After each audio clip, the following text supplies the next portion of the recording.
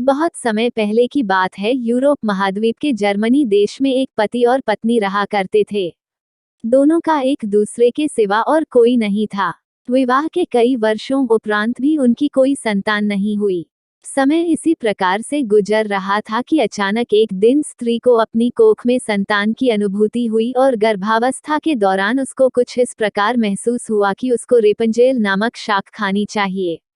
आसपास वह शाक कहीं भी उपलब्ध नहीं थी। पति पत्नी एक जादूगरनी के बगीचे के समीप ही रहते थे। पत्नी के मन की बात जब पति ने सुनी तो पति ने उससे वादा किया कि वो उसके लिए रेपंजेल नाम की वह शाक साथ लेकर आएगा। बगीचे में चोरी से घुसकर उसने वह शाक अपनी पत्नी के लिए तोड़ी और यह क्रम कई दिनों तक चलता रहा।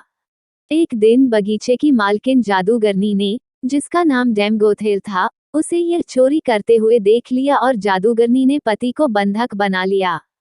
पति जादूगरनी के सामने बहुत गिड़गिड़ाया और अंततः जादूगरनी एक शर्त पर वह शाक उसकी पत्नी के लिए देने के लिए राजी हो गई।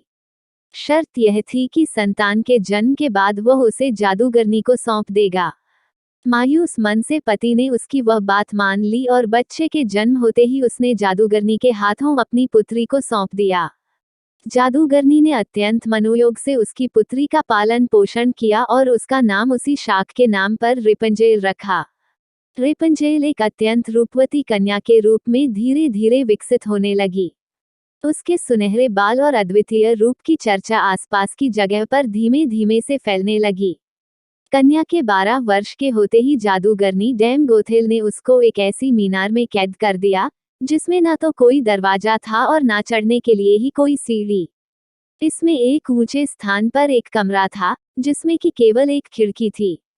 जादूगरनी अपनी जादुई शक्तियों के माध्यम से छोटी बच्ची तक पहुंचती और हर दिन उससे मिलने के लिए दिन के समय जरूर जाती। इसी प्रकार से दिन बीतने लगे। वह बच्ची बड़ी होकर एक अत्यंत रूपवती स्त्री के रूप में विकसित हुई। उसके लंबे घने सुनहरे बाल इतने लंबे हो गए कि बाद में जादूगरनी उनके सहारे मीनार पर चढ़कर कमरे में आने और जाने लगी। ऐसा करते वक्त वह रेपंजेल को पुकारते हुए कहती, रेपंजेल अपने बाल गिराओ, ताकि मैं तुम्हारे सुनहरे बालों पर चढ़कर ऊपर आ सकूं। समय इसी तरह से गुजरता गया और एक दिन किसी राज्य का राजकुमार घूमते घूमते उसी क्षेत्र में आ गया, जहां पर रेपंजेल उस मीनार में रहती थी। रेपंजेल की आवाज में अद्वितीय मिठास थी। जब वह गाती थी तो जैसे समय ठहर जाता था। एक दिन राजकुमार को टहलते टहलते एक मधुर आवाज सुनाई पड़ी। वह आवाज कहाँ से आ रही है यह जानने के लिए जब राजकुमार मीनार के पास गया तो उसे दिखाई पड़ा कि एक ऊंची मीनार के ऊपर कमरे में एक सुंदर रूपवती स्त्री रहती है। उसकी इस मीठी आवाज को सुनकर राजकुमार उसकी तरफ अत्यंत आकर्षित हुआ और वह अपनी उत्सुकता पर काबू नहीं रख सका। उसने मन में ठान ली कि वह इस बंद मीनार में रहने वाली स्त्री, जिसकी आवाज इतनी मधुर है, के विषय में जान के ही रहेगा। एक दिन जब दिन के समय जादूगरनी रेपंजेल से मिलने के लिए आई तो उसने जादूगरनी को वह शब्द कहते और बालों के जरिए ऊपर चढ़ते हुए देख लिया। राजकुमार ने इसी प्रकार जब रात के समय रेपंजेल को पुकारा तो उसने उसे आने के लिए मीनार के सहारे अपने बालों को लटका दिया। राजकुमार ऊपर जाकर रेपंजेल से मिला। रेपंजेल और राजकुमार एक दूसरे से प्रेम करने लगे थे।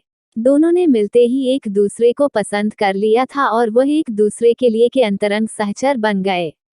अतः राजकुमार ने रेपंजेल के सामने विवाह का प्रस्ताव रखा। रेपंजेल इस पर सहमत हुई और दोनों का मिलना जुलना धीमे धीमे बढ़ने लगा। जादूगरनी डैम गोथेल रोज दिन के समय रेपंजेल को मिलने के लिए आया करती थी। राजकुमार और रेपंजेल ने मिलकर एक योजना बनाई कि राजकुमार द्वारा दिए गए रेशम से रेपंजेल एक सीढ़ी बनाएगी, जिससे कि वह दोनों उस जगह से भाग सकें।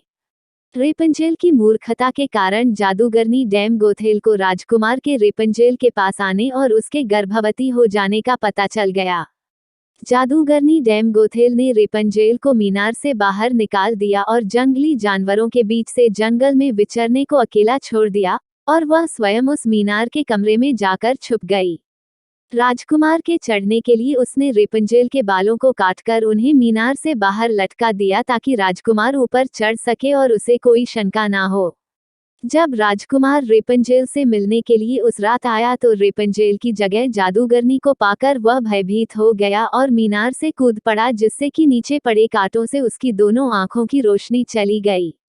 जब राजकुमार नीचे गिरने लगा उसके हाथ में रेपंजेल के कटे हुए बाल आ गए और रेपंजेल की लंबी बालों की लट राजकुमार के साथ ही नीचे गिर गई। नीचे उतर पाने का कोई अन्य तरीका न होने के कारण जादूगरनी डैम गोथेल उस मीनार में फंस गई और अंततः मृत्यु को प्राप्त हुई।